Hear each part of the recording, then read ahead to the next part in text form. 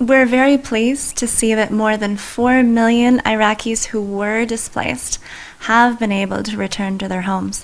But we know that there are still more than 1.8 million Iraqis who have not been able to return to their homes, who have been experiencing protracted displacement, sometimes multiple displacements. Life is very difficult for this population because many have exhausted their resources. They may have difficulty finding jobs, they may be renting a home and spending a lot of money, and they may be living in camps where they have few resources as well. Some areas there's been a lot of damage, both to civilian homes and to public infrastructure. We find that the number one reason for displaced people in our latest study for their not going home is because their homes are destroyed.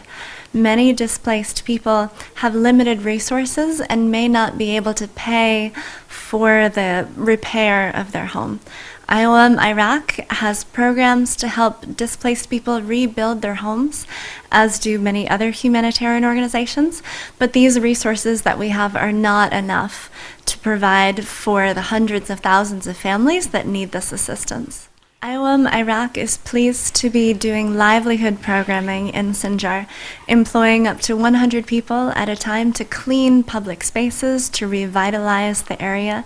But there are thousands of people still living in camps on the mountain of Sinjar who have not been able to return to their homes. This area endured widespread destruction, and many people have fled. These community members are needed. Their skills are needed to enable the community to rebuild physically and both the social infrastructure as well. IOM Iraq is planning health services as well, additional revitalization and livelihoods, but this is a slow process in which the support of many partners are needed. IOM, as well as the United Nations, receives many generous donations from donor governments. We have received donations from around the world, but these resources are not enough to revitalize the vast damage that has taken place in many cities and areas of Iraq. The damage reaches from Nineveh to Anbar to central Iraq. There's a lot of challenges, and support and cooperation of many partners is needed. We're so thankful for the efforts of the Iraqi people, the hundreds of thousands of families who have hosted displaced Iraqi people in their homes, and we look forward to continuing to work together in the revitalization of the country. IOM Iraq does have access challenges.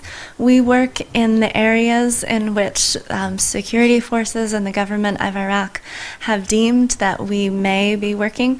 We're reaching hundreds of thousands of people. This year we have nearly 1 million beneficiaries in all governorates of Iraq, but we still do have some access challenges in governorates including Anbar and Nineveh. It's a challenge to provide for displaced people in Iraq because they experience a wide range of temperature extremes. It's very hot in the summer when we provide fans and cool boxes and mats, and in the winter when we're providing warm blankets and heaters and winter clothing.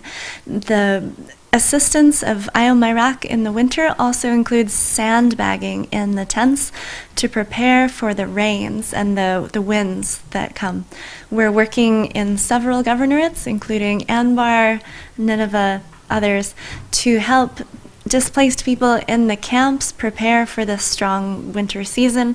We have thousands of winter relief kits ready to distribute, and we look forward to working together with Kurdistan Regional Government, with Government of Iraq, to make sure that these resources are distributed to the most vulnerable people. IOM Iraq has thousands of relief kits in our warehouse ready to distribute over the next few weeks. The Government of Iraq and Kurdistan Regional Government facilitate our work, providing access, providing guidance in where these resources should be going. In addition to IOM working together with humanitarian partners, United Nations, to identify the communities that are most in need and to reach them. We understand that displaced people have a wide range of needs. IOM Iraq has done several surveys. Twice a year, we ask in-depth questions to displaced people about what their most pressing needs are, and we work to guide our programming towards those needs. We see that one of the greatest needs right now is housing rehabilitation, which we're starting in a few governorates. We know that winter is coming, so we're focusing on helping displaced people prepare for the season.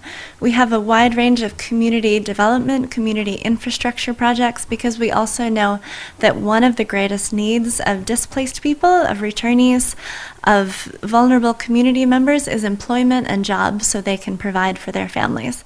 IOM Iraq has been very pleased to receive very generous donations, but we look to the government of Iraq for the overall estimates.